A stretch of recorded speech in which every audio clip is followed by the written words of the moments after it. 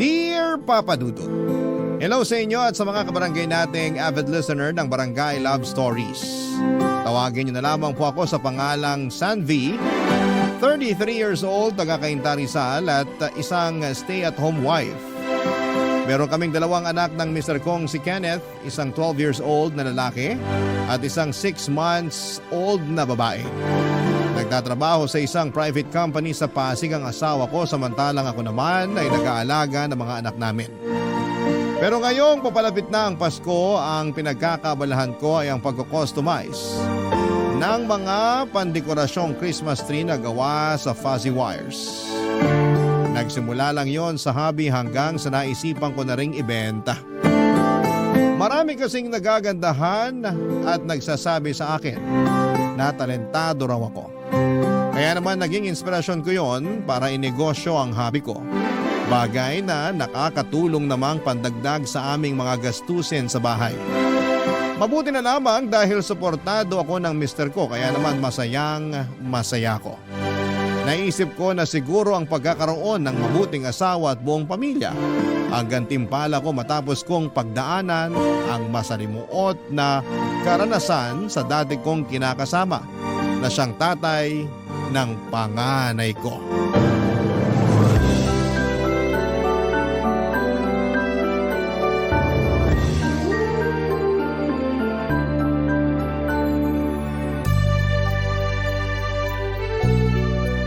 Good morning, sweetheart.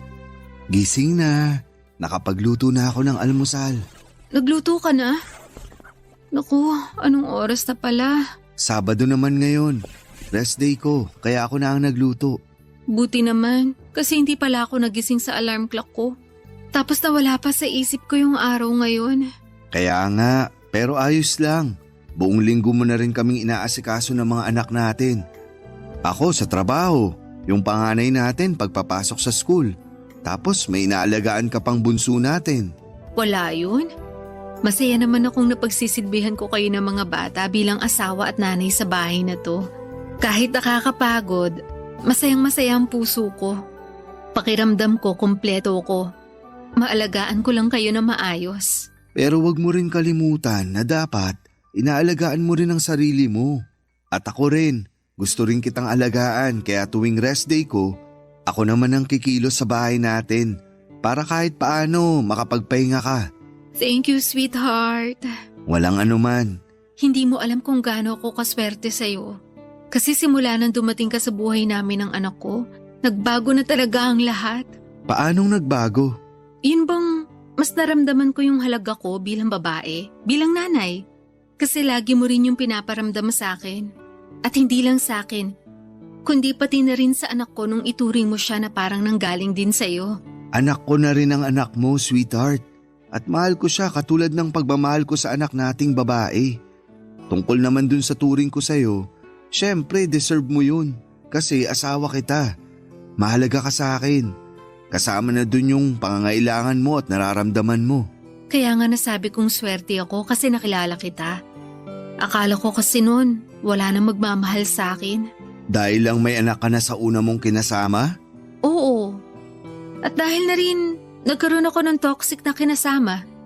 Lagi kasing sinasabi sa akin ng nanay ko na wala na raw magkakagusto sa akin nung nakipag-iwalay na ako sa tatay ng panganay ko. Diba nakwento ko naman sa'yo yun? Oo. At sobra naman ang nanay mo para sabihin sa'yo ang bagay na yun. Ewan ko ba? Sarili ko pa namang ina pero ang baba ng tingin sa akin. Alam mong hindi totoo yun. Para sa akin, kapantay kita. Salamat kasi minahal mo ko at tinatrato ng mabuti. Kaya nga pangako ko, gagawin ko ang lahat para maging mas maayos tong pamilya natin. At gagawin ko rin ang lahat para maging mabuting padre de pamilya. Itataguyod ko kayo ng mga anak natin hanggang sa uling hininga ko. Katulad nung sinumpaan ko sa altar nung pinakasalan kita. Oo, naalala ko na iyak ka pa nga nun habang sinasabi yung vow mo. Sino ba namang hindi maiiyak? Napakasalan ko na yung babaeng mahal na mahal ko. Oh, ikaw masyado mo akong pinapakilig ngayong umaga. Hindi lang kita ngayong umaga pakikiligin, kundi araw-araw. Naku, ang mister ko talagang napakagwapo sa lahat. At ang misis kong bolera. Sinong bulera? Hindi ako bulera. Nagsasabi lang ako ng totoo. Alam ko naman yun. Binibiro lang kita. Pero tara na. Kasi baka lumamig na yung almusal natin. Nagluto pa naman ako ng paborito mong tapsilog. At sakto kumakalam na ang sikmura ko. Ano pang hinihintay natin? Halika na para makapag-almusal na tayo. Tulog pa naman si baby kaya makakakain tayo ng tuloy-tuloy. Mga padudot, hindi lang ako swerte sa asawa kong si Kenneth kundi mapalad ako. Nagkakilala kami sa isang church service at nagkapalagayan ng loob. Pero bago yon, may dati na akong kinakasama na siyang tatay ng panganay kong lalaki. Sa kanya ko naranasan na pisikalin at abusuhin sa pamamagitan ng mga salita. Hindi ko siya magawang hiwalayan noon dahil tinanim ng nanay ko sa isipan ko na kasalanan ko kaya lagi nagagalit sa akin ang dati kong kinakasama.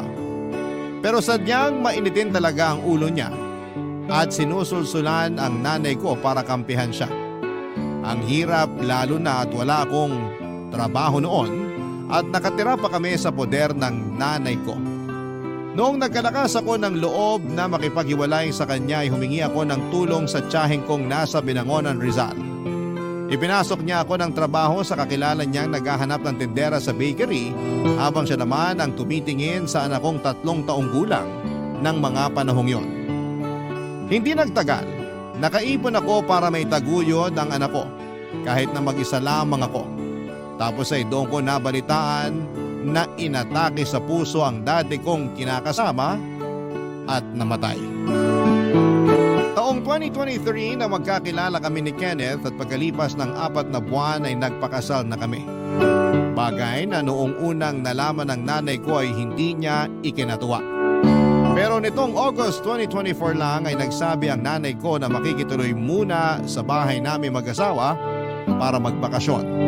Taga-Pasig kasi sila ng kinakasama niya at umuwi raw ito sa probinsya nila sa Ilocos Norte dahil namatay ang nanay nito. Ayaw ko sanang pumayag dahil hindi maayos ang relasyon namin sa isa't isa ng nanay ko pero kinumbinsi ako ng asawa ko na baka pagkakataon na yon upang magkasundo kami. Sa huli pinagbakasyon na nga namin ng ilang araw si Nanay Dolores sa bahay namin para makasama naman niya ang kanyang mga apo. Wow!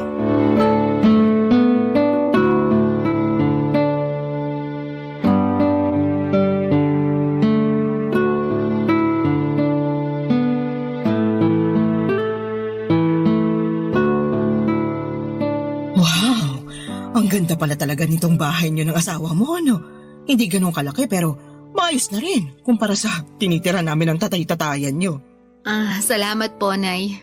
Pero hula ko, asawa mo lang talaga gumastos para maging ganito kaganda yung bahay niyo. Kasi wala ka namang pera eh. Wala kang maiaambag. Hindi naman po sa ganun. Anong hindi naman sa ganun eh, ang liit lang kaya ng sinusweldo mo dun sa pinagtatrabahuhan mong bakery nung araw. Kulang na kulang pa nga yung sa pang-araw-araw nyo ng anak mo. Buti na lang talaga nakilala mo si Kenneth kasi ngayon, meron na kayong natitirhan na maayos at magandang bahay ng panganay mo, Sanvi. Hindi naman po lahat inaasa ko sa asawa ko. Lalo ngayon na may pinagkakakitaan ako kahit paano. Alin, yung paggawa mo ng mga basurang yan? Kalat lang naman yan dito sa maganda nyong bahay. Hindi po kalat yan. Napagkakakitaan ko po yan. Basta para sa akin kalat lang yan. Buti hindi nagagalit sa'yo yung asawa mo. Hindi po. Tsaka suportado ako ni Kenneth sa mga bagay na ginagawa ko. Ang sabihin mo, kaartehan mo lang yan. Sino pa bang bibili ng mga ganyan marami namang binibentang mas maayos yung materyales kaysa sa gawa mo. Wala naman pong ginagawa sa inyo yung mga fuzzy wire decorations ko Kaya bakit niyo po sila pinag-iinitan? Hindi ka pa nakikinig? Kalat lang kasi. Masakit sa mata, tsaka mukhang mabilis naman masira. Kaya ako nga nasabi na marami naman dyan na mas maayos yung materyales na ginamit. Mas matibay kumpara sa mga ganyan mo. Nandun na po tayo. Pero meron naman nakaka-appreciate ang mga gawa ko. Yung mga katrabaho nga ni Kenneth, bumili na sa akin. Pinandesign nila sa mga table nila. Yung iba, nagsabi na magpapagawa pa raw ng pandekorasyon nila sa Pasko. Tsaka maganda sa mga produkto ko, nagsimula lang sa hobby. Tapos ngayon pinagkakakitaan ko na. Hindi rin naman po madaling gumawa ng ganyan. Parang pagkukrochet at pagbuburda, inaaral din. Nako, Madali lang naman mag-crochet at magborda. Tinuturo na yan nung elementary kaya alam kong kayang-kaya ko rin yung ginagawa mo. Pero ayokong gawin kasi nga di naman ganoon kaganda. Lalo na yung mga gawa mo kaya katakataka kung paano ka nakabenta. Ay, hulaan ko. Siguro naawa lang sa yung mga katrabaho ng asawa mo kaya napilitan silang bumili ng mga produkto mo, no? Tama, ganun nga yun kasi nahihiya silang tumanggi at magsabi na pangit naman talaga at aksaya sa pera. Sobra naman po kayong makapagsalita. Hindi naman po ganun yung feedback nila sa gawa ko. Nahihiya nga lang magsabi ng totoo, di ba? Pero kung ako sila, hindi ako mahihiya. Ngayon pa nga lang na nakikita ko, napapangitan na ako at hindi ako nahihiyang sabihin sa'yo. Alam nyo, kung wala kayong magandang sasabihin, huwag nyo nalang pagdiskitahan yung mga gawa ko. Bakit? Sumasama loob mo? Opo, Yan naman kasi hirap sa'yo. Nasabihan ka lang ng totoo, naging balat sibuyas ka na. Alam mo, dapat sa edad mong yan ngayon, hindi ka na ganyan mag-isip wala namang pong problema yung pag-iisip ko. Normal na reaction po yung maging balat sibuyas. Lalo na sarili ko pa talagang nanay, yung nanglalait sa mga gawa ko. Kaya nga po kung napapangitan kayo, huwag nyo nalang sabihin kasi hindi rin naman nakakatulong. Hirap sa'yo, hindi ka marunong tumanggap ng totoo. Magkaiba po ang pagsasabi ng totoo sa pang-iinsulto. Ano sabi mo? Aba, napakabastos mo naman yata sumagot, Sanvi. Papa Dudut, may ugali talaga ang nanay at karamihan sa mga kamag-anak namin ay hindi niya kasundo. Masyado kasi siyang arogante at mataas ang tingin sa kanyang sarili. Gusto rin niya lagi siyang nasusunod. Kung anong sinasabi niya, yun ang gusto niyang paniwalaan namin. Higit sa lahat ay hindi rin siya tumatanggap ng payo o opinyon mula sa ibang tao. Kaya nga alanganin ako sa kahilingan ng mister ko na pumayag pagbakasyonin ang nanay sa bahay pansamantala. Pero dahil gusto ng mister ko na magkabati kami ay sumang-ayon na lamang ako. Mahal ko naman ang nanay ko. Kahit naman may mga bagay kaming hindi pinagkakasunduan ay siya pa rin ang inang nagsilang sa akin sa mundong ito. Iginagalang ko siya ngunit hanggat maaari ayoko nang magkaroon ng kaugnayan pa sa kanya. Na-realize ko kasi na tahimik ang buhay namin ng anak ko noong umalis kami sa poder niya. Pero ngayon, na nasa bahay namin siya ay unti-unting bumabalik sa akin ang trauma ko noong araw na siya ang may kagagawan. Papa Dudut. Barangay Love Stories. Barangay Love Stories. Papa Dudut, meron akong nakababatang kapatid na babae at maliit pa lamang kami ay hindi na talaga maayos ang turing sa amin ng nanay. Masyado siyang dominante sa pamamahay namin at lumala pa yon noong nakilala niya ang stepfather namin. Hindi nagtagal ay nahawaan siya nito ng bisyo. Kaya mas naging bayolente siya sa amin ng kapatid ko. Lagi niya kaming pinapagalitan, pinapahiya, sinisigawan at sinasaktan. Kaya naman ginusto namin noon na makaalis sa poder nila. Kaya lang ay hindi rin naging mabuti ang kapalaran ko matapos akong mabuntis ng tatay ng panganay ko. Sinabi ko sa sarili ko na hindi ko ipaparanas sa mga anak ko ang karanasan ko sa aming nanay. Kasi ang mga magulang dapat ang pangunahing nagpoprotekta sa mga anak nila. Pero sa kaso ko ay kabaligtaran ang nangyari. Ilang beses ko noong tinanong ang Diyos kung bakit hindi kami mahal ng nanay namin pero wala naman akong nakuhang sagot. Sa pagtanda ko ay tinanggap ko na lamang na hindi lahat ng magulang ay nagiging mabuting magulang sa mga anak nila. At sa pagpapatuloy ng pagtira ng nanay ko sa bahay namin, ay pakiramdam ko ay nagsimula na naman ang kalbaryo ko, Papa Dudut.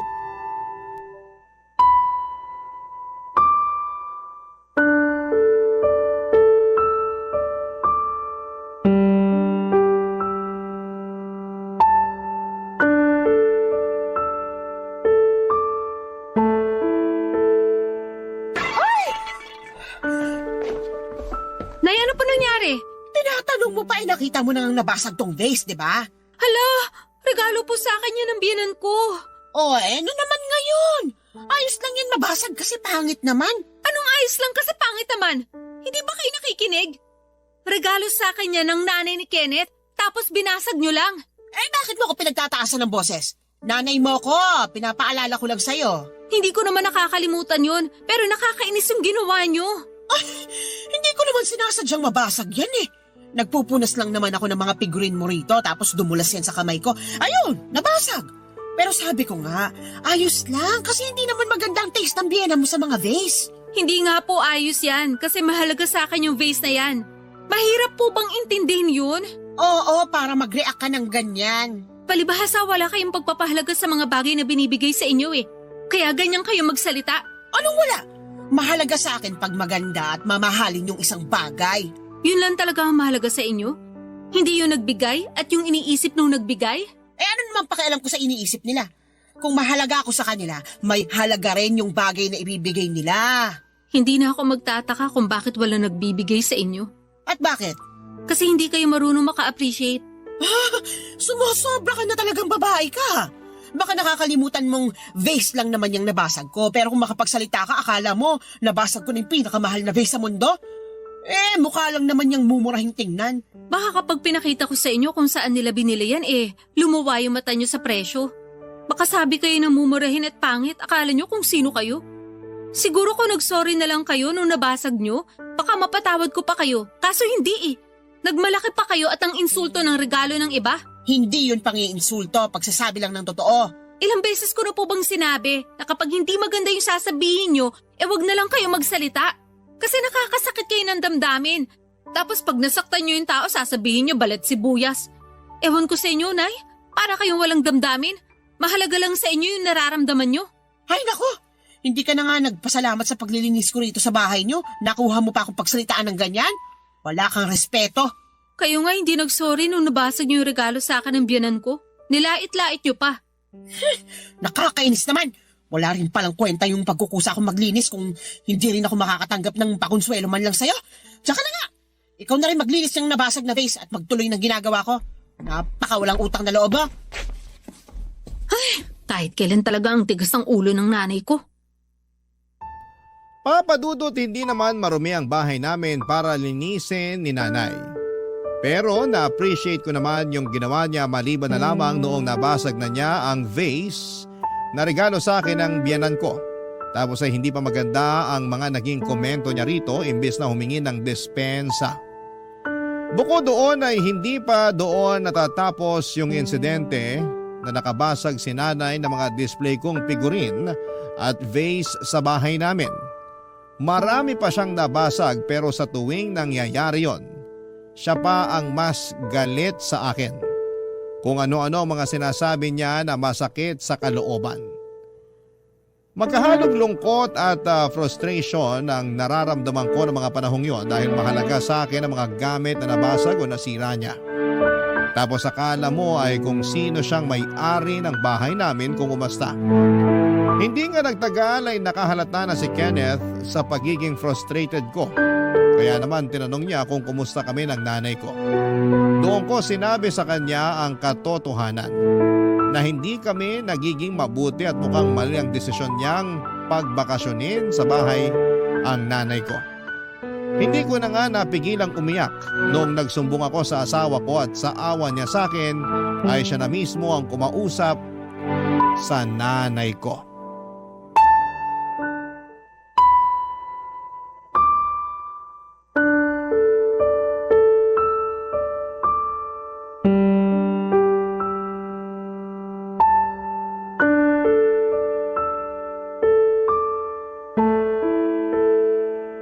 Nakausap ko na si nanay, sweetheart.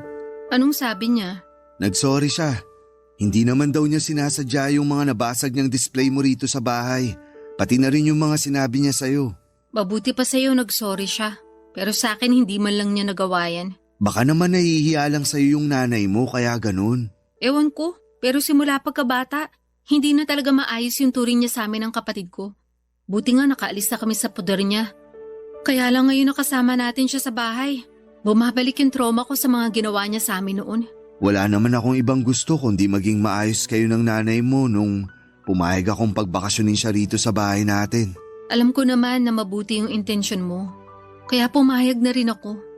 Tsaka kahit na masama yung loob ko kay nanay, ayoko naman magalit sa kanya kasi magulang ko pa rin siya. Tsaka ang turo nga sa simbahan, mahalin natin ang mga magulang natin at matuto tayo magpatawad. At nakikita kong ginagawa mo naman ang lahat para maging maayos ang relasyon nyo ng nanay mo. Kaya nga kinausap ko na si nanay na sana subukan niyang pakisamahan ka ng maayos. Hindi ka naman iba sa kanya. Anak ka niya. Sa kanya ka galing. Oo, pero narealize ko na hindi lahat ng magulang nagiging mabuting magulang sa mga anak nila. Kasi tignan mo na lang si nanay sa amin ng kapatid ko. Yan yung bagay na sinabi ko noon sa sarili ko na hindi ko gagawin at ipaparanas sa mga anak natin. Gusto ko, palakihin sila sa pagmamahal at pag-aaruga ng isang mabuting ina. Kasi alam ko, hindi imposible yon dahil mababait ang mga magulang mo. Kaya nga mabait ka rin, nagmana ka sa kanila. Oo, hindi imposible yun. At pagtutulungan nating maging mabuting magulang sa mga anak natin, sweetheart. Salamat, sweetheart. Kasi lagi mo nalang pinagagaan yung loob ko. Salamat din kasi nandyan ka para maging katuwang ko. Oo naman. Tinutupad ko lang ang pangako ko sa'yo nung kasal natin. Sana nagagawa kong maging mabuti at responsableng asawa at tatay sa mga anak natin. Oo naman. Higit pa sa inakala ko magagawa ng isang mabuti at responsableng asawa at tatay sa mga anak natin. Malungkot ka pa ba? Konti na lang. Gusto mo lumabas tayo ng mga bata? Saan naman tayo pupunta? May alam akong masarap na kainan na kabubukas lang dyan sa malapit na mall sa atin. Nakita ko sa Facebook, maraming dumagsa dun eh. Gusto ko kayong dali nila nanay. Isasama natin si nanay? Oo, para makapag-banding kayo. Sa tingin mo ayos lang yun? Oo naman. Di ba nga nagkausap na kami? Sinabi niya na gusto raw niyang bumawi sa'yo. Saka sa mga apo niya. Kaya naisip ko bigyan pa siya ng tsansa. Sige, kung yan nga yung sinabi mo. Handa naman akong isang tabi yung mga pinagtalunan namin nitong nakalipas. Salamat, sweetheart. Walang anuman. Basta, ang gusto ko lang ngayong araw mag-enjoy tayo sa labas. Oo naman. Tara na. Sabihan ko na rin si nanay. O sige, bihisan ko lang ang mga bata.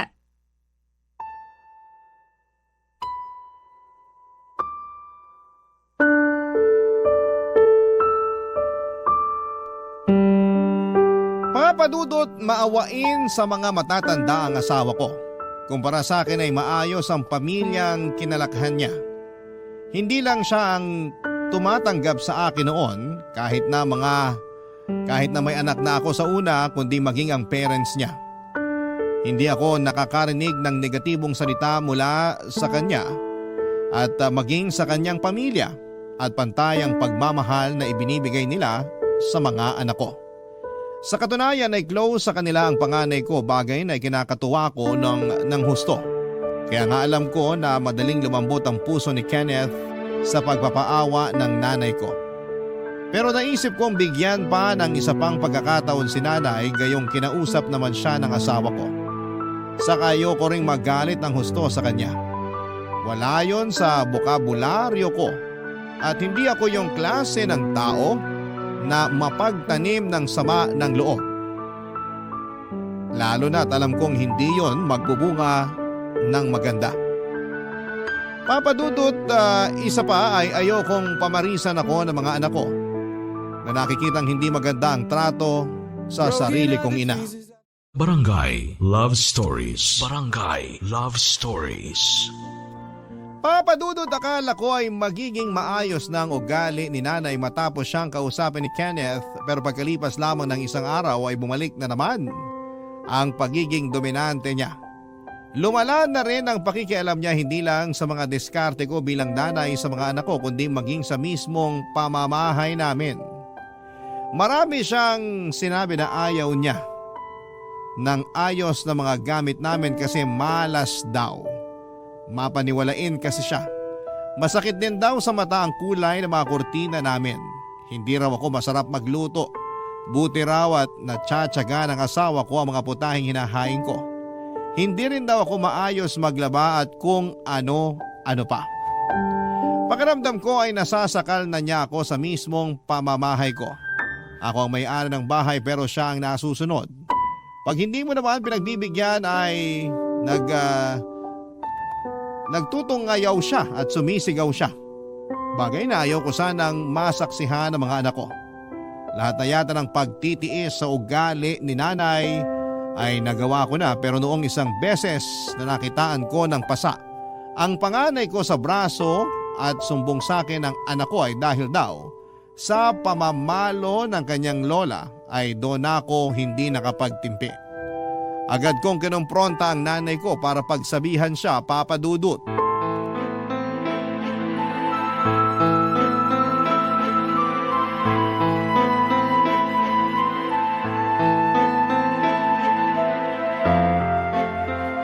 Nay, bakit niyo naman po pinalo yung anak ko? Nagpasa po yung braso niya eh. Talaga? Sinabi ng anak mo na pinalo ko raw siya? Opo, hindi naman po magsisinungaling yung anak ko eh. Malay mo. Marunong na pala siyang magsinungaling at mag-imbento kaya kung ano-ano na lang yung sinusumbong niya sa'yo. Tapos ikaw, ewan ko ba naman sa'yo kasi naniniwala ka agad. Gusto niyo iharap ko sa inyo yung anak ko? Para magkaalaman na kung sino talaga nagsasabi ng totoo sa inyo? Hindi mo na kailangan gawin yon. Bibigyan mo pa ng trauma yung anak mo. Anong klaseng ina ka? Kayo ang anong klase ng ina kasi sa ginagawa niyong yan, kayo ang nagbibigay ng trauma sa anak ko. Aba, nananahimik ako rito ah. Yang anak mo yung pasaway kaya pinagsabihan ko lang. Hindi pa rin nakinig kaya napalo ko na. Hirap kasi sa'yo. Masyado mong pinalaking sutil kaya napakatigas na ng ulo. Hindi totoo yan. Mabait ang anak ko. Akala mo lang yon. Pero hindi pa rin sapat na dahilan yon para saktan niyo siya. Tapos nagpasa pa yung braso ng bata. Ano na lang sasabihin ko kay Kenneth pag nagtanong? Sabihin mo na dapa kasi malikot. At tinuruan niyo pa talaga ako magsinungaling? Alam nga namang isumbong mo ko nanay mo ko. Nanay ko nga kayo. Pero kahit kailan, hindi niyo naman kami tinuring na anak ng kapatid ko. Kaya nga hindi nakatakataka na hindi niya na kayo kinakausap. Pare-pareho lang kayong walang utang na loob ng kapatid mong yon. Kung ayaw niya akong kausapin, mas ayaw ko rin siyang makausap. Ang hirap kasi sa inyo, hindi kayo marunong makisama. Hindi rin kayo marunong tumanggap ng pagkakamali niyo. Kaya nilalayuan kayo ng mga kamag-anak natin eh. Lalo na ng mga anak niyo. Maswerte nga kayo kasi pumayag ako magbakasyon kayo dito sa bahay. Umaasa kasi ako na magbabago pa rin kayo. Pero mukhang yun ang pinakamaling desisyon na nagawa ko sa buhay ko. Hoy, Sanvi! Ano bang pinagmamalaki mo? Wala naman, di ba? Ito bang bahay niyo kamo? Sa asawa mo naman to, hindi naman sa'yo. Alam ko na siya yung kumumbinsi sa'yo na pumayag na magbakasyon ako rito. Ibig sabihin, siya talaga yung may gusto at sapat na yun sa akin. Wala na akong pakialam kung pumayag ka man o hindi. Kahit na ano pang sabihin niyo, ako ang asawa. At may karapatan ako sa kung sino ang gusto namin patirahin sa pamamahay namin. Kung gano'n pinapaalis mo na ako? Wala po akong sinabing ganyan. Pero kung uulitin niyo pa yung ginawa niyo sa anak ko, hindi na ako magdadalawang isip na palayasin kayo. Napakasama mo! Makakarating sa iba nating kamag-anak na plano mo akong paalisin sa bahay niyo. Di sabihin niyo, kilala naman nila kayong masama yung ugali. Kaya tignan na lang natin kung sinong paniwalaan at kampehan nila. Alam mo sana, hindi na lang kita pinanganak sa mundo kung sasagot-sagutin mo lang ako ng ganyan. Sana nga hindi niyo na lang ako pinanganak. O sana, hindi na lang kayo naging magulang namin. Bastos! Walang wada! Kayo po ang bastos at walang modo. Papadudot na iyak na lamang ako ng mga panahong yon matapos ang sagutan namin ni nanay. Hindi maaalis sa isipan ko ang mga masasakit din na salitang sinabi niya sa akin at damay na nga po doon pati ang mga anak ko. Bigla tuloy nagbalik ang alaala ng nakaraan noong mga panahong mga bata pa lamang kami ng kapatid ko at nasa poder pa nila kami ng stepfather ko. Unti-unti akong nagkaroon ng sama ng loob sa kanya. Galit at hinanakit at mas nadagdagan lamang yon dahil sa ginawa niya sa anak ko. Hindi nagtagal ay natuklasan ko na rin na hindi lang sinasaktan ni nanay ang panganay ko. Iniinsulto niya rin po ito at pinagsasabihan na anak sa labas. Hindi ko alam kung anong klaseng elemento ng kasamaan ang sumanib sa kanya para magawa ang ganong bagay sa sarili niyang apo. Pero isa lang ang sigurado, hindi ligtas ang mga anak ko hanggat kasama namin siya sa iisang bubong papadudot.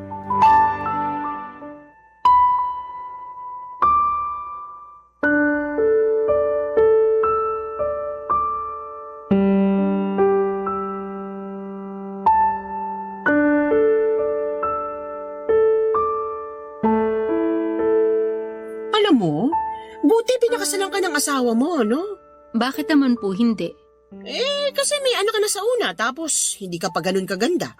Mukhang naswertehan ka lang talaga, o baka naman ginayuma mo si Kenneth. Nay, saan na naman po ba pupunta tong usapan na to? Baka masamain mo na naman sinabi ko lang naman yung nasa isip ko. Sana hindi nyo na lang sinabi, lalo hindi naman mabuti. Hirap sa'yo masyado kang matampuhin Hirap sa inyo, masyado kayong bastos at walang respeto sa akin. Ano sinabi mo? Ano ba kasing kasalanan ko sa inyo? Bakit masyado kayong mainit sa akin, Nay? Anak nyo naman ako, di ba? Bakit ganyan trato nyo sa akin? Hindi nyo na ako nirespeto sa sarili kong pamamahay. Dami mo namang tanong, nakakatamad sagutin. Siguro naiinggit kayo sa akin, no? Ano? Hindi, no? Kung hindi, bakit lahat na lang ng ginagawa ko masama sa paningin nyo? Siyempre, wala ka namang ginawang tama. Nahihiya lang ako sa sasabihin ng ibang tao, kaya ako na nanay mo na yung sumisita sa'yo. Ayaw mo lang kasi nang napagsasabihan ka, kaya ka ganyan. Hindi naman kasi tama yung paraan ng pagsasabi nyo kung totoo man yun. Nakakasama kayo ng loob, nakakatroma. At hindi lang ako yung pinagsasabihan nyo na masakit. Kasi pati na rin yung panganay ko, dinamay nyo na. Tama lang naman na pinagsabihan ko siyang anak sa labas, kasi yun naman ang totoo Hindi yun totoo. Kahit hindi ko kadugo ang panganay ng asawa ko, hindi ko siya kahit kailan tinawag at tinuring na anak sa labas. Tapos, malalaman ko na kayo mismong lola niya, nakadugo pa naman niya, yung nagtatanim ng ganung bagay sa isip ng anak ko. Sweetheart, huminahon ka lang. Hindi ko na kayang uminahon. Lalo pat narinig ko mula sa nanay mo yung sinabi niya tungkol sa anak natin. Masyado ka namang apektado, Kenneth. Hindi mo naman talaga anak yung apo kong yun. Hindi mo kailangan angkinin yung hindi sa'yo. Para sa akin, anak ko na siya at wala kayong karapatan na pagsabihan ako ng mga bagay na yan. Hindi kayo nagpapatakbo sa pamilyang to, kundi kami ng asawa ko. At nakuha mo na rin akong bastusin kagaya ng asawa mo? Kayo yung unang nang bastos sa amin, sa asawa ko at sa mga anak ko. Kaya bakit kayo ma-offend sa pambabastos ko? Saka hindi ko naman talaga to gagawin kung pinatunayan nyo sa akin na nagbagong buhay na kayo. Pero hindi. Tingin ko mas lumala pa yung ugali nyo Alam nyo, sana hindi na lang ako pumahig na magbakasyon kayo rito sa bahay para makabanding nyo ang asawa ko at ang mga anak namin. Sana nakinig na lang ako nun kay Sanvi nung sinabi niya sa akin yung mga pagtatalo nyo nung umpisa pa lang. Umasa lang naman ako magkakabati kayong mag-ina. Pero kayo na mismo yung nagpatunay sa akin na hindi na yun mangyayari dahil sa ugali niyong yan. At anong gagawin mo? Paaalisin mo ako? Bakit hindi? Ipamamahay naman namin to. Hoy Sandy, pagsabihan mo ang asawa mo. Pasensya, Nanay. Pero ayaw ko na rin kayo dito sa bahay namin. Napakasama ng ugali niyong mag-asawa. Hindi ko makakalimutan tong ginawa niyo sa akin. Sisiguraduhin kong masisira kayo sa mga kamag-anak natin. Subukan nyo lang. May kalalagyan kayo sa amin sa barangay. Ano? Ipapabarangay niyo ako? Oo, kasi paninirang puri na yung gagawin nyo. Ganun ba yun? Ganun na nga. Kaya kung ayaw nyong umabot tayo sa barangayan, wag na kayong gumawa ng bagay na lalo nating ikasisira. Naturingan pa naman kayong mas matanda sa amin, pero parang baliktad ang sitwasyon. Dapat kayo po yung magpakita na mabuti kayong ehemplo sa mga apo nyo.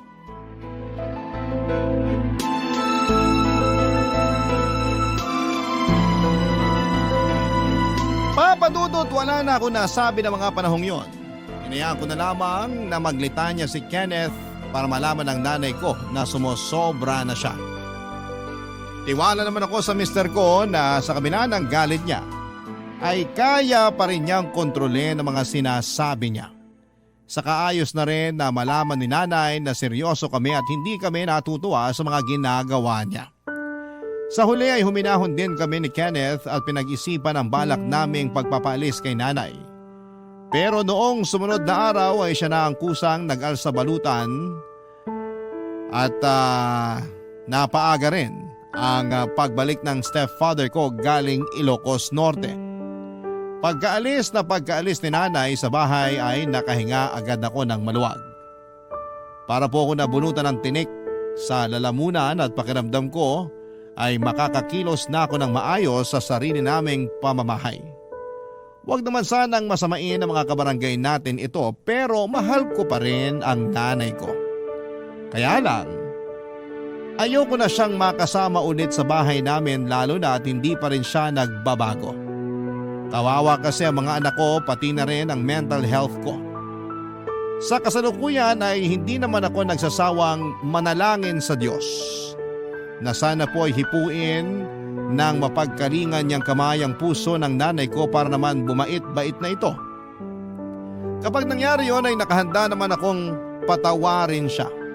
Hanggang dito na lamang po ang sulat ko, Papa Dudut, at sana'y mapili po ninyong i-ere sa programa ninyong Barangay Love Stories, and thank you in advance. God bless sa inyong istasyon at sa mga kabarangay natin. More power po ang inyong kapuso at kabarangay forever, Sanvi.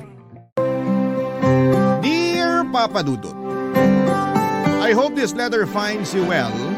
Ethel na lang ang itawag ninyo sa akin.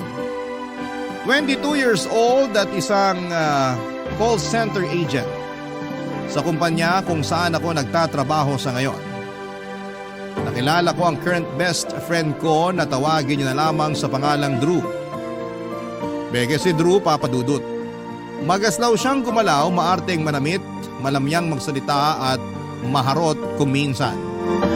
Mga tipikal na personality ng isang taong miyembro ng LGBT. Nagsimula ang pagkakaibigan namin ni Drew dahil sa pareho naming pag-uugali. Parang kami lang noon ang laging nagkakaintindihan sa office. As against the world nga lagi ang eksena namin sa trabaho dahil hindi kami magets ng ibang katrabaho namin.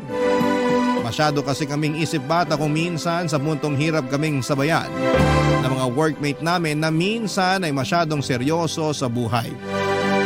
Para bang napakahirap sa kanilang magsaya dahil lang stress sila sa work. Samantalang kami ni Drew ay mapagalitan man, matambakan man ang workload ay lagi namin itong nagagawa ng paraan para maging enjoy ang trabaho namin.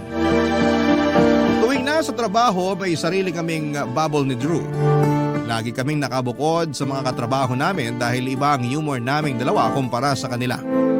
Masyado silang sensitive samantalang kami ay may kanal humor kaya minsan ay na-offend namin ang ibang agents nang hindi sinasadya lalo na kapag nakikipagbiruan kami sa kanila. At sa pagtagal nga ng panahon, natuto na lamang kaming mag-self-isolate during breaks para hindi na lumawak pa ang listahan ng mga taong naiirita sa aming dalawa. Hindi kasi nila matanggap ang pagiging balahura namin, Papa Dudut.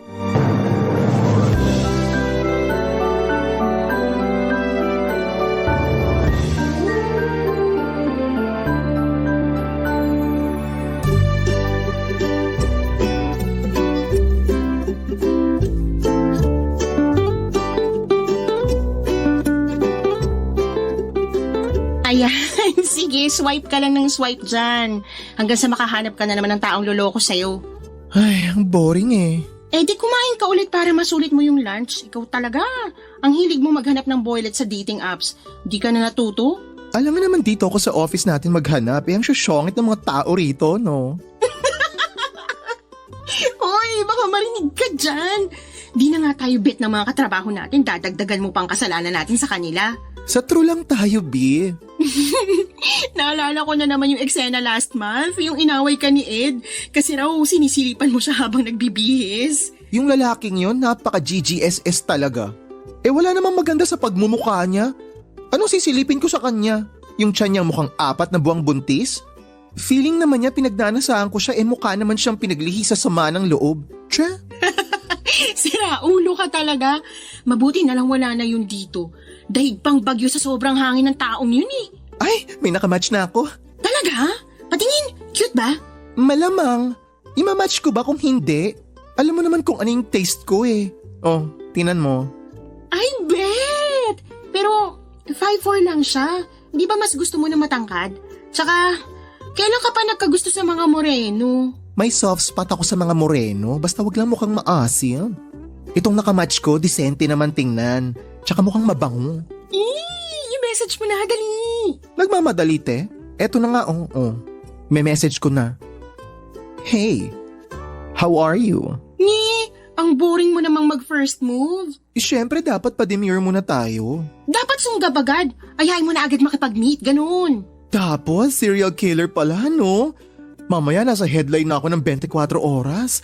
Bakla natagpo ang patay matapos makipag-meet sa lalaking nakilala sa dating app. Gaga, sabi mo mukhang disente tapos gagawin mong killer? Ay, ate ko, wag ka. Kung sino pa yung mga pogi, sila pa yung mga serial killer. Take for example, sina Ted Bundy, sina Jeffrey Dahmer. Sasarap nila pero literal na mapupunta ka talaga sa langit kapag na-meet mo sila. Mabuti na lang pala walang pogi rito, at least safe tayo. Sa true. Ay, ano na palang nangyari sa nakamatch mo? Nag-reply na ba? Inunmatch ko na. Ah, bakit naman? Jeje mag-type eh. Nung tinanong ko kung anong ginagawa niyan, sabi, kumain daw. Yung U niya nagiging O, tapos yung I nagiging E. Grabe. Ang taas ng standard ah. Pati ba naman pagte-text pupunahin? Siyempre naman. Pet peeve ko yung mga hindi marunong mag-type ng maayos. X na agad kapag di marunong mag-spell. Nakakaloka ka talaga. Alam ko naman kung ano yung worth ko. Hindi ako papatol sa hindi kayang sumabay sa level ko. B, ikaw na talaga. Sa ganda kong to, dapat lang. Ang mahal-mahal ng skincare ko para lang pumatol sa Jeje. Sayang, cute pa naman siya. Ewan ko ba kasi kung ba't ka nagtsatsaga dyan sa mga dating app na yan. Wala namang nagkakatuluyan dyan. Sino ba kasing nagsabi sa'yo na naghahanap ako ng makakatuluyan? Ano bang hinahanap mo dyan? Sa itsura mong yan, inosente ka pa pala? Walang hiya ka? Hindi naman kasi ako nakikipaglandian sa mga dating app na yan. Ay, itong mga app na ganito, hindi love life ang hinahanap ng mga tao rito, kundi hookups. Kaloka ka. Tanda mo na, di ka pa aware doon? Aba, sorry. Wala pa naman ako sa landiira ko kaya wala akong kaalam-alam sa mga ganyan, no? Ay, si Maria Clara ka ba? Dalagang Pilipina ang peg? Landi rin kapag may time ha, baka kalawangin. Tara na nga, patapos na yung oras natin. Ay, wait lang, magtitimpla lang ulit ako ng kape.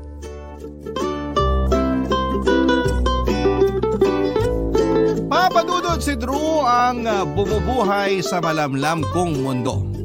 Siya ang dahilan kung bakit lagi akong excited na pumasok sa trabaho. Sa bahay kasi puro negative energy lang ang natatanggap ko doon.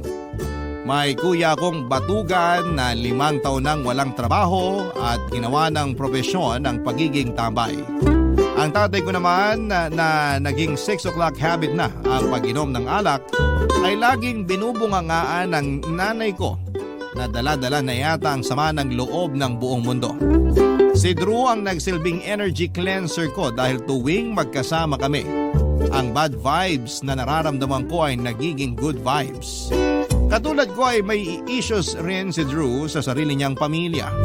Mas malala pa nga ang pinagdadaanan niya kumpara sa akin dahil sa kabila ng pagiging outgoing at baklang-bakla ni Drew, sa labas ng kanilang bahay ay hindi pala siya out sa pamilya niya. Open na open siya kapag nasa trabaho pero kapag nasa loob sila ng kanilang tahanan ay lalaking-lalaki siyang kumilos. Nalaman ko ang problema niyang yon nung minsan nagkaroon ng selebrasyon sa bahay nila at in-invite ako ni Drew. Nagulat na lamang ako nung biglang ang matinis na boses nito ay naging malalim. Ang malambot na paglalakad niya ay naging straight na walang pitik sa katawan niya. Ibang Drew ang nakita ko sa loob ng pamamahay nila. Akala ko nga ay pinaprank lamang niya ako pero noong tanungin ko siya kung bakit ganon ang asta niya sa bahay nila ay nalungkot ako sa ikinuwento sa akin ni Drew Papadudut.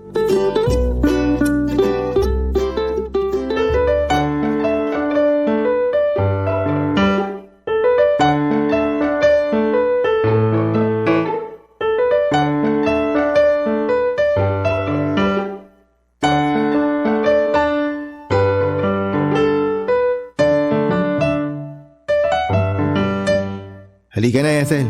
Ihatid na kita sa sakayan. Wow, gentleman. Wag na. Kaya ko naman maglakad mag-isa, no? Gaga, sumunod ka na lang para makalabas din ako ng bahay. Okay. Sige, tara na. Ihatid mo na ako. Tay, alis na kami. Hatid ko lang si Ethel sa may sakayan. Tara na.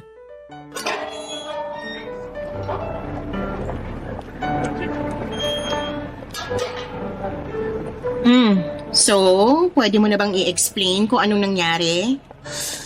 Oh my gosh! Ang hirap talaga magpanggap. Tumataas ang balahibo ko. Actually, ang weird nga. Ako rin eh, tinataasan ng balahibo nung nakita kitang lalaki gumalaw at magsalita. Akala ko nasanibang ka na ng masamang spirito. Bakit? Ba't ganun? Ganun talaga ako sa bahay. At bakit naman? Hindi ka ba out sa pamilya mo? Hindi pa. Oh my gosh, legit? Landi-landi mo sa labas tapos di ka pa pala naglaladlad sa pamilya mo? Hindi naman kasi ganun kadali yun. Hindi ba nila tanggap kapag nalaman nilang Becky Bells ka? Hindi. Eh di sana matagal ko nang sinabi sa kanila kung totoong tanggap nila ako, di ba? Utak te, gamitin. Kaloka naman. Modern age na pero marami pa rin close-minded talaga. Hindi mo ba tinry na mag-open up sa kanila tungkol sa sexuality mo? Never kong gagawin yun. Ano, forever ka na lang magpapanggap hanggang sa mamatay ka? Kung alam mo lang kung anong nangyari sa akin noon, sure ako na pati ikaw matatakot din mag-out kung ikaw man ang nasa lugar ko. Ano bang nangyari? Nung bata kasi ako, alam ko na talagang bakla ako. 8 years old pa lang ata ako noon nung nagkaroon ako ng gay awakening. Paano mo naman na-realize na Becky ka? Crush na crush ko kasi noon si Dennis Trillo sa Mulawin. Nagpapanggap nga akong si Alwina noon eh. In fairness ha, bata pa lang marunong ka ng pumili. O tapos, Siyempre, pasikreto ko lang ginagawa yung mga kalandian ko noon. Kapag walang tao sa bahay, yung kumot namin, ginagawa kong gown.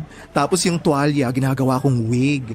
Tapos one time, may isang araw noon no, na habang rumarampa ako sa sala, alam Miss Universe, nakasuot ako noon ng kumot na nakatali sa katawan ko. Tapos may tuwalya ako sa ulo na kunwari buhok ko. Tapos biglang dumating si Pudra Kels. tapos anong ginawa niya? Eh syempre nagalit ang lolo mo. Para akong bigas na binuhat ng tatay ko palabas ng bahay. Yung tuwalya ko sa ulo, ibinusal niya sa bibig ko. Cry lalo ako ng malalay nung time na yon, ate ko. Akala ko mamatay na ako eh. Alam mo kung anong ginawa niya? Ano? Kinuha niya yung walis tambo na nakakalat sa labas, tapos ipinalo-palo sa puwet ko.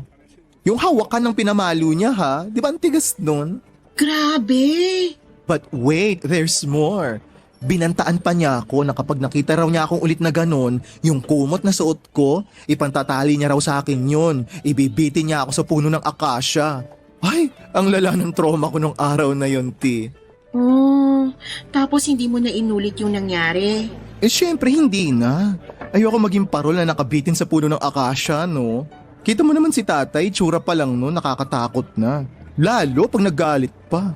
Ah, kaya naman pala mas lalaki ka pa kung lalaki kung gumalaw kanina sa bahay niyo. Nag-transform ka talaga from malanding Drew to siga na Drew. Pasalamat ka, hindi kita binakla kanina. Sinabihan naman kita kanina na mag-behave ka habang nasa bahay, di ba?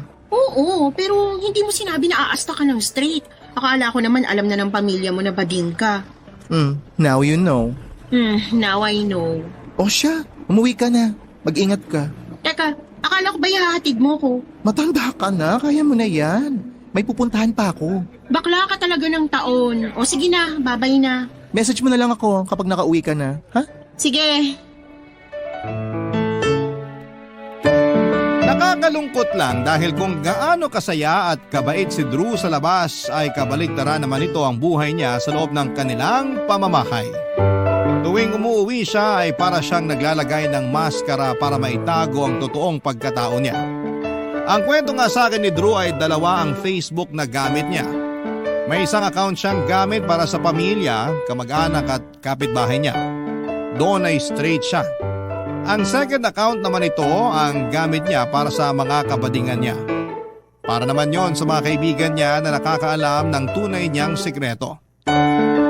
Ang sabi sa akin ni Drew ay minsan na raw niyang sinubukang mag-out sa nanay niya. Kumpara kasi sa tatay niya ay mas maunawain ang nanay niya. Pero not disappoint si Drew dahil instead na suportahan siya ay sinabihan lamang siya ng sarili niyang ina na itago na lamang ang nararamdaman niya dahil magagalit daw ang tatay niya. 4 silang magkakapatid at pawang lalaki silang lahat. Tanging si Drew lang ang kakaiba. 27 years old na siya pero natatakot pa rin siya sa mga magulang niya dahil ayaw daw niyang ma-disappoint sa kanya ang mga magulang niya. Nasasaktan nga raw siya tuwing naririnig niya mula sa mga magulang at mga kapatid niya ang pagiging homophobic nila. Para sa kanila ay salot daw ang mga bading. Walang ambag sa lipunan at puro kabalastugan lang daw ang alam na gawin. Kahit gaano niya kagustong ipagtanggol ang sangkabaklaan, natatakot naman siyang magsalita, Papa Dudut. Simula noong nalaman ko ang totoo ay sunod-sunod nang isineshare sa akin ni Drew ang ilang sama ng loob na nararamdaman niya. Naging supportive friend ako sa kanya pero hindi ko alam na noong mga panahong yon ay madadamay din pala ako sa problema niya dahil sa pagiging supportive na kaibigan ko. Barangay Love Stories. Barangay Love Stories. Nagsimula ang lahat ng umuwi sa Pilipinas ang tita ni Drew na si Tita Violeta para magbakasyon. Siya ang kapatid ng ama ni Drew na matagal nang naninirahan sa US bilang nurse kasama ang isa nitong adopted child na isa ring Pilipino. Netong taon lang ay nag-retire ang tita niya kaya naisipan nilang magbakasyon matapos ang 2 dekada simula ng huli nitong pagbisita. Ayon sa description ni Drew ay supportive na tita si Tita Violeta. Mas open-minded siya kung ikukumpara sa tatay nito dahil na rin siguro sa nakagisnan niyang kultura sa ibang bansa. Malawak ang pangunawa niya at hindi judgmental dahil marunong siyang umintindi sa mga sitwasyon na pinagdaraanan ng mga taong nasa paligid niya. Para kay Drew, si Tita Violeta na siguro ang pinakamaayos niyang kamag-anak. 65 years old na siya pero kung mag-isip ay napaka-modern. Madali lang siyang nakakapag-adjust sa mga pagbabago sa mundo. Kaya naman nakakasabay pa rin siya sa trip ng kabataan.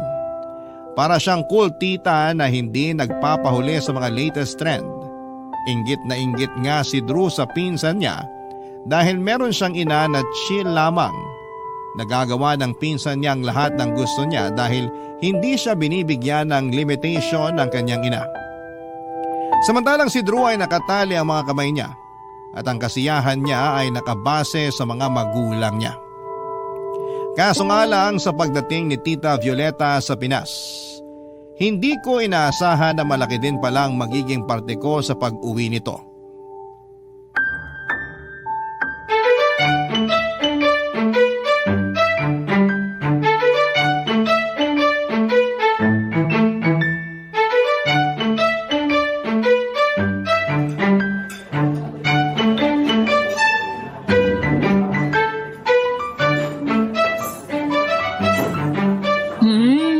In fairness, masarap tong souffle nila rito Diba?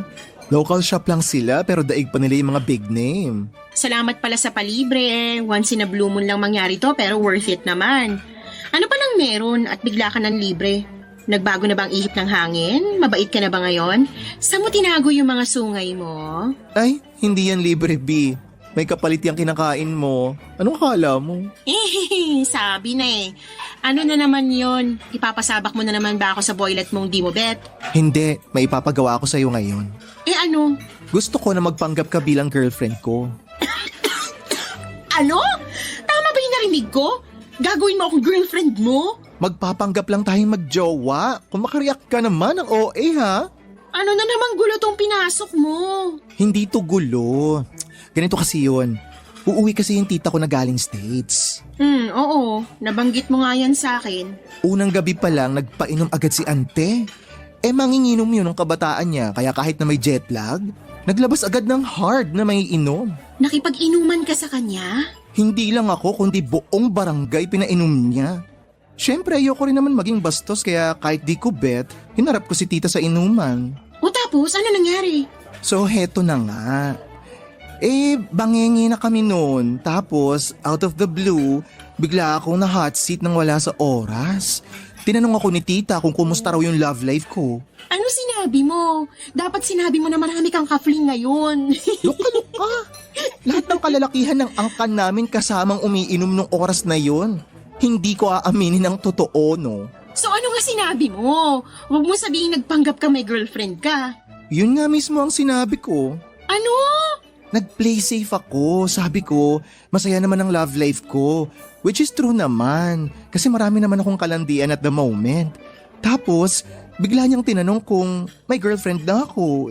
Siyempre, lasing na ako. Sabi ko, oo, meron. Nakakaloka ka!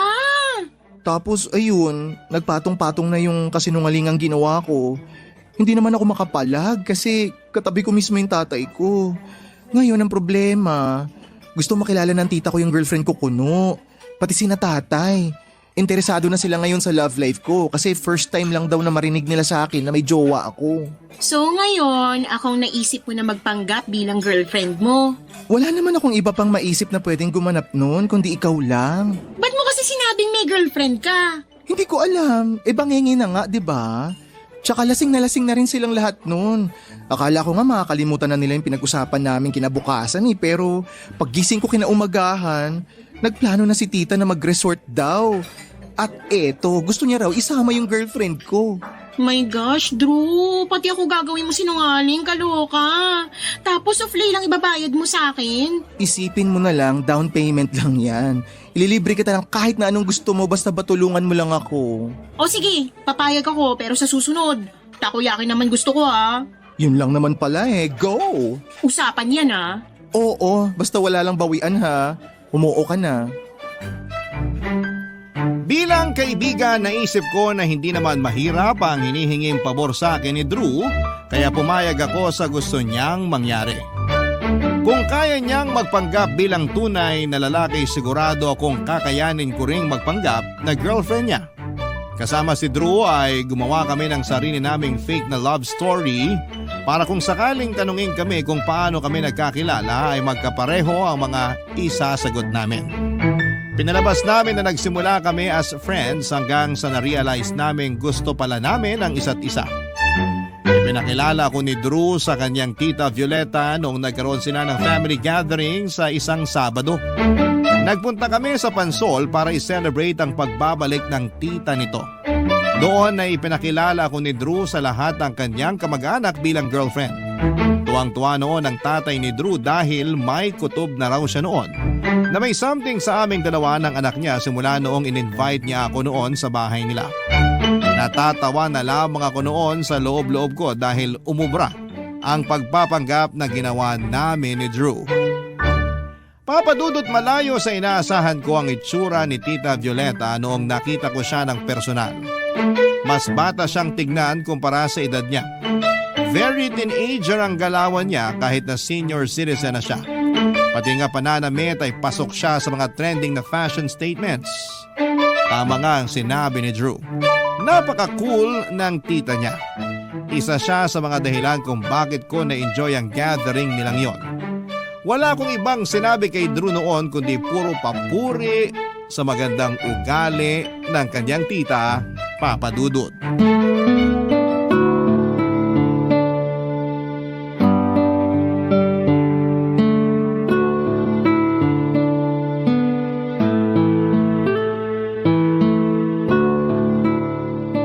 Ethel, okay ka lang? Oo, inaayos ko lang tong gamit ko para ready to go na kapag umuwi na tayo. Pasensya ka na sa kakulitan ng mga kamag-anak ko Tuwang-tuwa lang yung mga yun kasi may bago silang mukhang nakita.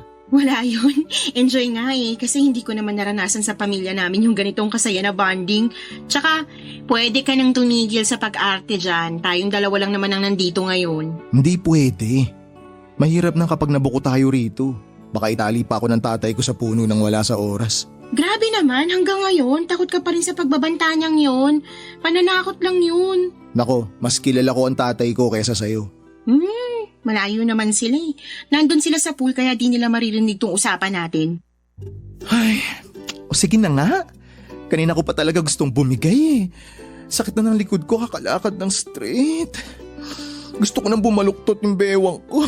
Ayan, ganyan. Baka mamaya makalimutan mo na maging bakla, mahipan ka pa ng hangin. Char. Kung di lang talaga dahil kay tita, di ako sasama rito Uy, in fairness, ibang-iba nga yung ugali ng tita mo kaysa sa tatay mo Totoo yung sinabi mo na astig yung tita mong yun. Sabi ko naman sa'yo iba yung hulma ng tita kong yun kaysa sa tatay ko. Kapag si Tita Violeta ang kasama mo, sure ball na mawawala yung stress mo. Tuwang-tuwa nga ako sa kanya Go siya sa lahat ng bagay at grabe ang atay niya Kaya niya tumuga ng tequila mula sa bote. Kala mo nasa 20s lang Di mo talaga akalaing senior na siya. Praktisado na kasi. Sa kanilang magkakapatid, siya talaga yung tangger sa inuman simulat sa pool. Tsaka ang ganda niya. Walang kulubot yung mukha. Flawless ang balat. Parang pinaglihi sa manika. Ganun ang gusto ko kapag tumanda ako eh. Ano kaya skincare niya, no? B, wag mo nang pangaraping maging ganon. Ikaw nga, 25 ka pa lang. Pero may wrinkles na yung pagmumukha mo. Grabe ka naman sa akin. Ikaw din naman eh. At least, porselana tong balat ko. Alam mo, feeling ko, kapag nag-out ka sa tita mo, matatanggap ka niya. Try mo kaya mag-out sa kanya. Ayokong i-risk yung sikreto ko. Kahit close kami ni tita, mas close sila ni tatay. Sanggang dikit yung dalawang yun eh. Ayaw mo bang subukan? At least, magkaroon ka man lang ng kakampi kahit isa sa pamilya mo. No, ayoko. Okay na ako sa ganito. Hindi ka pa ba napapagod? Nasanay na kasi ako. Nako, nandyan naman pala kayo. Kanina ko pa kayo hinahanap. Tita, bakit po? Anong ginagawa nyo rito? May pinag-uusapan lang po kami ni Ethel. Opo. Tsaka nagpapasama po ako sa kanya para makapagbihis na ako. Ganun ba? O sige, magbihis ka muna. Tapos ikaw, Drew, tulungan mo yung mga kapatid mo doon na magbuhat ng gamit para makauwi na tayo. Sige po, tita. O siya, maiwan ko na kayo. Ethel, doon na lang kayo sa isang van sumakay. Mauuna na kami kasi ang dami ng kagat ng anak ko. Naiwan niya yung lotion niya sa bahay. Sige po tita, wala pong problema. Mag-ingat po kayo pa uwi. Okay. Drew, tulungan mo yung mga kapatid mong mag-uwi ng gamit ha. Opo, tita. Mag-ingat po kayo. At dahil nga sa bakasyonista ay sunod-sunod ang pamamasyal na ginawa ni Tita Violeta kasama ang anak niya. Habang malakas pa raw siya ay gusto niyang ipasyal ang katawan niya bago manghina ang mga tuhod niya. Gusto raw kasi niyang i-enjoy ang retirement niya na deserve niya matapos ang mahabang panahon ng kanyang pagkayod. Nakakatuwa nga dahil itinataon ni Tita Violeta ang pamamasyal niya tuwing day off namin ni Drew para sa ganon ay makasama kami sa mga ganap niya. Sa katunayan, mas ako pa nga ang unang ini-invite ni Tita Violeta dahil minsan ay ayaw sumama ni Drew dahil nga pagod na raw siyang magpanggap na straight siya sa harapan ng mga kamag-anak niya. Sa loob ng 2 buwan, kung saan-saan ako nakarating dahil kay Tita Violeta. Lagi siya nagpapasalamat sa akin noon dahil nagkaroon daw siya ng chance na makabanding ang paborito niyang pamangkin na si Drew. Sobrang ilap daw kasi ni Drew sa pamilya niya. Gusto niya na laging mapag-isa na naiintindihan ko dahil nga sa sekretong tinatago niya. Dahil kay Tita Violeta ay nakarating ako sa Palawan. Nagtungo rin kami sa isang theme park at nakaabot pa kami hanggang sa Ilocos Norte. Nang mga panahong yon ay mas lalo pa kaming naging close ni Drew. Halos araw-araw na kaming magkasama noon mula sa trabaho at pati na rin tuwing off namin. Pero ang hindi ko po inaasahan, ang pagpapanggap na ginagawa namin ni Drew ay unti-unti na palang nagkakalaman. Ang fake relationship lang dapat na meron kami ay nagbago. At hindi ko napapansin na ang puso ko ay nagsisimula na palang ma-fall para kay Drew Papadudut. Barangay Love Stories. Barangay Love Stories.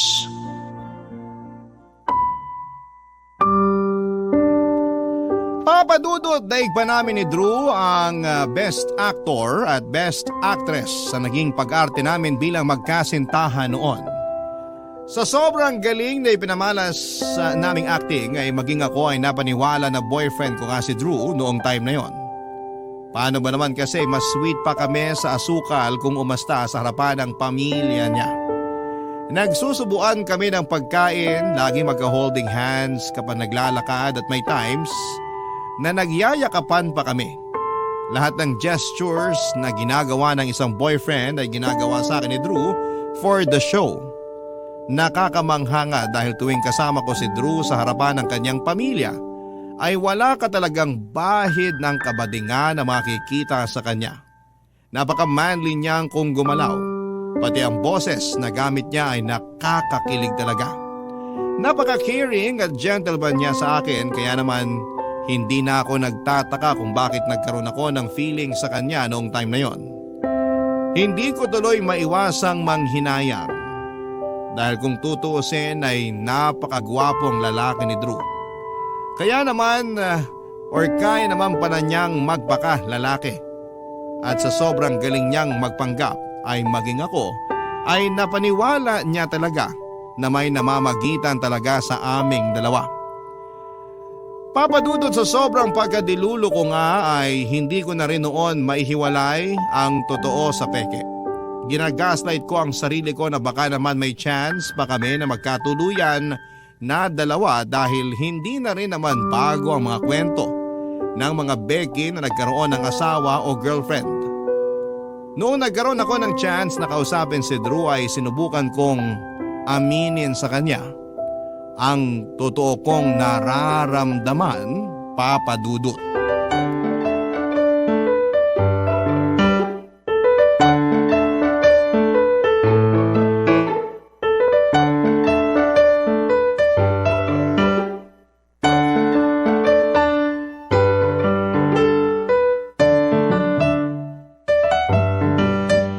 Nakapag-impake ka na ng mga gamit mo? Para saan? Hindi ka ba minessage ni Tita Violeta? Di ba alis na tayo sa Sabado? Ay, oo nga pala. Hindi pa ako nakapag-ayos ng gamit. Hindi ko pa nga nalalaban yung mga damit ko na dinala ko nung nagpunta tayo sa Palawan eh. Magpa-laundry ka na lang. Grabe ang tita mo. Ubusan ng pera talaga ang peg. Ganun talaga yun. Nagpakahirap siya buong buhay niya kaya ngayong matanda na siya, babawi na lang siya sa mga oras na nasayang niya. Laking pasasalamat ko talaga sa kanya. Kundi dahil sa kanya, di ako makakapasyal sa iba't ibang lugar. Mabuti na lang ako napili mong gawing fake girlfriend. Di bale, malapit na rin naman silang umalis. 2 months na lang naman sila rito eh. O pagkatapos nun, pwede na tayong tumigil. Ay, ayaw niya mag-extend? Susme, wag na please. Hindi ko na carry. Sayang naman. Enjoy na enjoy pa naman akong kasama siya. Kaya sulitin mo na hanggat nandito pa siya. Walang kaso yun kay tita. Gagastosan niya ang buong angkan namin kasi marami naman siyang salapi. Tsaka mayaman yung anak niya. May sariling negosyo yun sa States. Sana all. Paampun na lang kaya ako sa kanya. Ay, ayaw niya raw sa mga lukaret na katulad mo. Sira ulo ka talaga. Ay, grabe rin yung 2 buwan ha. Na-touch na ako sa'yo sa totoo lang. What do you mean na-attach? Hypothetical question lang. What if nagkakaroon na pala ako ng feelings para sa'yo? Anong mararamdaman mo? Ew, yuck! Hindi tayo talo, no?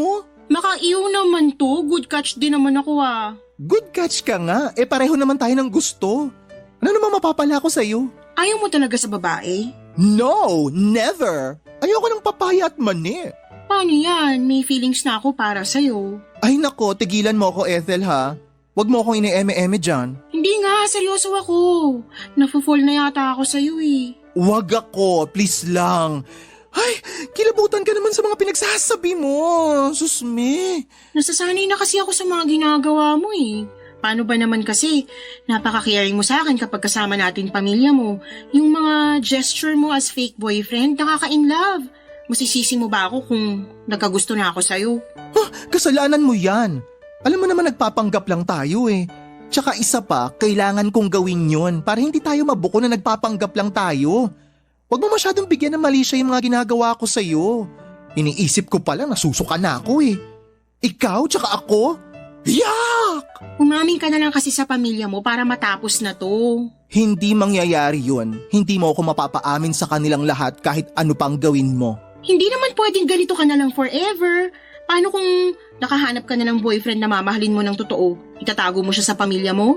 Oo, bakit? Pwede naman ah. Pwede, pero sino namang taong magkakagusto na gawing sikreto lang ang relasyon nila? Ano siya, gold? Dapat nakatago. Tsaka ako na lang po problemahin yan kapag may jowa na ako. Tsaka bakit ba mas ikaw pa yung problemado kaysa sa akin? Ako yung nahihirapan para sa'yo eh. Problemahin mo na lang yung problema mo at ako nang bahalang problemahin yung mga problema ko. Ikaw nga yung problema ko eh. In love na ako sa'yo. Ano yon? Wala. Ako, excited na ako sa sunod na trip natin. Last na raw yon bago sila bumalik sa States. Ay, sa wakas. Makakapagpahinga na rin ako kapag nakaalis na sila. Inip na ako. 2 weeks bago bumalik sa US si Tita Violeta ay nagkaroon sila ng despedida party. Muli ako naimbitahan sa salo-salong yon dahil nga mag-aana ang loob sa akin ng tita ni Drew. Maging ako naman ay na-attach na rin sa kanya dahil never akong nakaranas na magkaroon ng tita sa tanang buhay ko. Nakakalungkot lang dahil kasabay ng pag-alis ni Tita Violeta sa Pinas ay mawawala na rin ng Drew na iniibig ko. Kapag wala na ang tita niya ay hindi ko na makikita ang masculine side ni Drew. Ang wish ko nga noon ay sana sa Pinas na lamang sila nakatira para nang sa ganon ay tuloy-tuloy na ang pagpapanggap namin ni Drew bilang magkasintahan.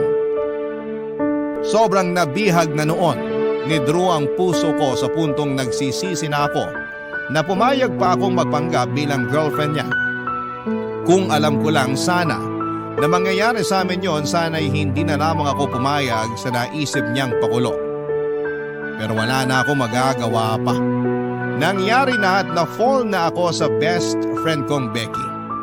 Kung meron lang sana akong ibang mapagsasabihan ng nararamdaman ko. Kasi wala naman akong aasahan sa kapatid ko. Wala na rin naman akong ibang kaibigan maliban kay Drew. Hindi rin naman ako pwedeng mag-open up kay Tita Violeta dahil hindi niya alam ang sikreto ng pamangkin niya.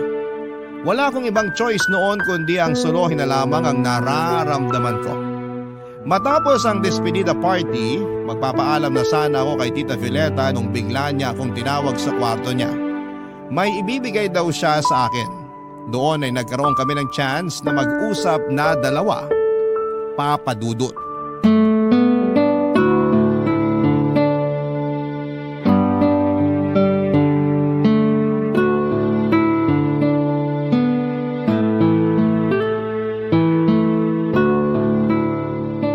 Ethel, halika, pumasok ka rito sa kwarto ko. Hala, nakaimpake na po pala kayo. Mukhang tuloy-tuloy na talaga yung pag-alis nyo ah. Oo, inaayos ko na yung ibang gamit namin para hindi na kami mahirapan. At saka nakaprepare na rin yung mga pasalubong na iuuwi ko sa Amerika. Isang box ang dadalhin ko pa uwi. Bakit nyo po pala ako pinatawag dito sa kwarto nyo? May ibibigay ako sa'yo. Sandali, nasaan na ba yun? Ayun, tinabi ko to para sa'yo. Ano po yan? Necklace. Ibibigay ko sana to sa nanay ni Drew. Pero naalala kita, kaya itinago ko na lang muna. Mas bagay to sa'yo. Hala, naku! Salamat po, tita! Walang anuman. Regalo ko yan sa'yo dahil sa pag-aalaga mo kay Drew. Wala po yun. Natural lang naman yun bilang ako yung girlfriend niya. Mahal na mahal mo talaga siguro yung pamangkin kong yun, ano? Oo naman po. Sobra. Siya yung taong hindi ko inakala na mamahalin ko pala. Ang tagal na namin magkaibigan. Never kong naisip na titibok yung puso ko para sa kanya. Hindi ko napansin na may qualities din pala siya na magugustuhan ko hindi bilang kaibigan kundi bilang partner. Kaso ang hirap ng sitwasyon mo ngayon. Po? Bakit naman po mahirap? Kasi malabo namang maging kayo, di ba? Ha? Ano pong ibig niyong sabihin? Hindi ko po kayo masundan. Ethel, alam ko kung ano ang ginagawa ninyo ni Drew. Hindi yun magkakaroon ng girlfriend. Kasi alam ko namang bakla siya. Talaga po? Alam niyong bakla siya? Oo naman. Matagal ko nang alam. Malakas ang pang-amoy ko sa mga ganyan. Pero bakit hindi niyo po sinasabi sa kanya? Ayoko naman siyang pangunahan. Desisyon niya yon kung kanino niya gustong sabihin ang totoong pagkatao niya. Siguro may maganda siyang rason kung bakit ayaw niyang sabihin sa akin yung totoo, kaya hinahayaan ko na lang siya. Pero hindi po ba kayo yung nagsabi kay Drew na gusto niyong makilala yung girlfriend niya? Oo, actually, biruan lang naman dapat yun eh. Pero naisip ko, why not? Gusto kong makita kung hanggang saan yung kaya niyang gawin para itago yung sikreto niya. Nagbabaka sakali rin kasi ako na kapag napagod na siyang magpanggap, baka sakaling umamin na siya kahit sa akin lang. Lagi ko nga po siyang sinasabihan na umamin na siya sa inyo kasi alam ko namang tatanggapin niyo siya kaso ayaw talaga niya. Wala na tayong magagawa doon kung ayaw talaga niya. Ang importante, nandito tayo para sa kanya. Sana ganun ka rin. Sana patuloy mong suportahan si Drew sa mga desisyon niya sa buhay kahit na hindi niya kayang ibalik yung pagmamahal mo para sa kanya. Gagawin ko po yan, makakaasa po kayo. Kahit ayaw niya akong jowain, hindi ko siya iiwan. Pero mas maganda na rin na aminin mo na lang sa kanya yung totoong nararamdaman mo. para wala kang panghihinayangan sa huli. At least, alam niya na may nagmamahal pala sa kanya. Sinubukan ko na po, pero wala talaga eh. Bakla talaga yung pamangkin yun, sagad hanggang buto. Naaawa nga ako sa kanya eh. Walang sino man ang deserve ng ganong buhay. Dapat, open ang bawat isa sa atin na magpakatotoo. Kaso sa mundong to, mahirap talagang i-please ang lahat. Ang panalangin ko na lang para kay Drew, na balang araw, magkaroon din siya ng tapang, natanggapin ang totoo, at maging proud siya doon. Ako rin po. Yan din pong hiling ko para sa kanya.